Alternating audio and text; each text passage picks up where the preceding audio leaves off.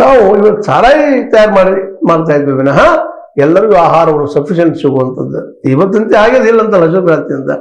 ಆದ್ರೆ ಅಲ್ಲಿ ಗೋಳನ್ನು ಕಟ್ಟಿಕೊಟ್ಟಿದ್ದಪ್ಪ ಅಂತಂದ್ರೆ ಅವ್ರು ಆರ್ಥಿಕವಾಗಿ ಭದ್ರ ಆಗ್ತಾರ. ಅದ್ರ ಜೊತೆಗೆ ಇಂಟರ್ನ್ಯಾಷನಲ್ ಇವತ್ತ ಅಮೆರಿಕ ಎಷ್ಟನ ಅದಕ್ಕಿಂತ ಒಂದಕ್ಕೆ ಹೆಚ್ಚು ಅನ್ನುವಾಗ ಇವತ್ತ ಯುರೋಪಿಯನ್ ಯೂನಿಯನ್ ಇದ್ದಿದ್ದು ವಿದ್ವತ್ವದಲ್ಲಿ, ವೈಜ್ಞಾನಿಕತೆಯಲ್ಲಿ, ವೈಚಾರಿಕತೆಯಲ್ಲಿ ಬೆಳೆದು ನಿಂತ ದೇಶಗಳ ಒಂದು ಸಂಘಟನೆ ಅದ. ಅವ್ರಿಗೂ ಭಯ ಅದ, ಅಮೆರಿಕ ಇತ್ತು, ಚೈನಾದ ಭಯ ಅದ. ಇದರ ಎರಡದ್ರ ಸದುಪಯೋಗ ಮಾಡಿಕೊಂಡು ನಮ್ಮಲ್ಲೇ ನಮ್ಮ ಬುದ್ಧಿವಂತ ಮಕ್ಕಳಿಗೆಲ್ಲ ಫ್ರೀ ಎಜುಕೇಶನ್ ಕೊಟ್ರೆ, ಹೈಯರ್ ಎಜುಕೇಶನ್, ಟೆಕ್ನಿಕಲ್ ಎಜುಕೇಶನ್ ಯಾವಾಗ ಕೊಟ್ರೆ ಆ ಮಕ್ಕಳೆಲ್ಲ ನಿಶ್ಚಿತವಾಗಿ ಆ ಉದ್ಯೋಗಗಳನ್ನು ಮಾಡ್ತಾರ. ಯುರೋಪ್ ಮತ್ತು ಅಮೆರಿಕದ ಮುಂದೆ ಹೋಗ್ತಾರೆ ಅನ್ನೋದು ಎರಡು ಮಾತೇ ಇಲ್ಲ. ಆದ್ರೆ ಮಾಡೋರು ಯಾರಿದಿಲ್ಲ. ಶಿಕ್ಷಣ ನಾವು ಖರ್ಚು ಮಾಡ್ತಾ ಇಲ್ಲ. 2% ಮತ್ತೆ ಹೇಳ್ತಾ ಇದ್ದೀವಿ. ಅದು ಭಾಳ ಆಯ್ತು 2%. ಆದ್ರೆ ಏನು ಶಿಕ್ಷಕರಿಗೆ ಪೇಮೆಂಟ್ ಕೊಡೋದು ಅಷ್ಟೇ ಕೆಲಸ. ಒಂದೇನೋ ಕೊಡೋ ಅಂತ ಕಟ್ಟಿ ಕೊಟ್ಟುಬಿಡೋದು ಬಿಲ್ಡಿಂಗ್ ಅಲ್ಲಿ ಶಿಕ್ಷಕರಿಗೆ. ಮತ್ತು ಅದು ಸಫಿಷಿಯಂಟ್ ಶಿಕ್ಷಕರು ಇಲ್ಲ ಅಲ್ಲೇ. ಇದು ಕರ್ನಾಟಕದಲ್ಲಿ 70,000 ಶಿಕ್ಷಕರು ಇದ್ದದು ಕೊರತೆ ಅದ. ಅದು ಇದ್ದ ಶಾಲೆಗಳು. ಅದು ಪ್ರತಿಯೊಂದು ಹಳ್ಳಿಗೂ ಶಾಲೆ ಆಗ್ಬೇಕಾಗ್ಯದ ಅಪ್ ಟು SSL ತನಕ. ಅದೇ ಕಾಲಕ್ಕೆ ಪ್ರತಿ ಹೋಬಳಿಗೆ ಗೊತ್ತಾಗ್ತದೆ 4-5 ಹಳ್ಳಿಗಳಿಗೆ ಇರ್ತದೆ.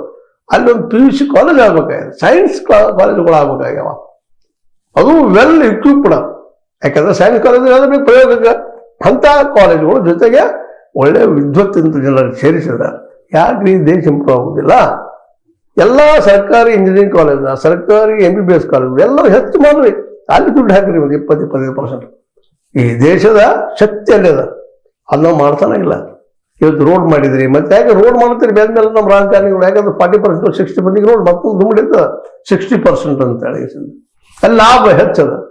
ಅದಕ್ಕೆ ಎಲ್ಲರೂ ಅದನ್ನು ಓಡಾಡಿ ಮಾಡ್ತಾ ಇರ್ತಾರೆ. ಅದಕ್ಕಿಂತ ಮುಖ್ಯ ಶಿಕ್ಷಣ ಆಗ್ಬೇಕಾಗ್ಯದ. ಶಿಕ್ಷಣ ಪ್ರತಿಯೊಬ್ಬರು ಸಿಗಬೇಕಾಗ್ಯದ.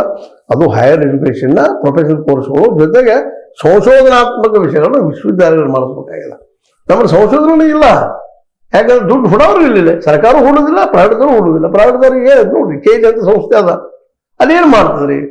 ಅಲ್ಲಿ ಪ್ರೊಡ್ಯೂಸ್ MBBS MD ಈಗ ಹಿಂದೆ ಯುರೋಪಿಯನ್ ಕಂಟ್ರಿಗಳೆಲ್ಲ ಅಥವಾ ಅಮೆರಿಕದ ಕಂಟ್ರಿಗಳು ಹೇಳ್ತಾರ, ಬುಕ್ ಬರೀತಾರ, ಅದ್ರ ಓದಿ ಇವ್ರು ಪಾಠ ಮಾಡ್ತಾರೆ, ಅದ್ರ ಪ್ರಕಾರ ಇವತ್ತು ನಡೀತಾರೆ. ನಮ್ಮಲ್ಲಿ ಇನ್ವೆನ್ಷನ್ ಇಲ್ಲ, ನಮ್ಮಲ್ಲಿ ಆವಿಷ್ಕರಣಗಳಿಲ್ಲ, ಹೊಸ ಸಂಶೋಧನೆ ಇಲ್ಲ, ಹೊಸದು ಹೇಳ್ಬೇಕಂತಿಲ್ಲ. ಎಲ್ಲ ಪೇಟೆಂಟ್ಗಳು ಅವ್ರನ್ನ ನಮ್ದು ಏನಿದ್ರು ಬರೇ ಆ ಪೇಟೆಂಟ್ ದುಡ್ಡು ಹಾಕಿ ಕೊಡುವಷ್ಟೇ ಕೆಲಸ.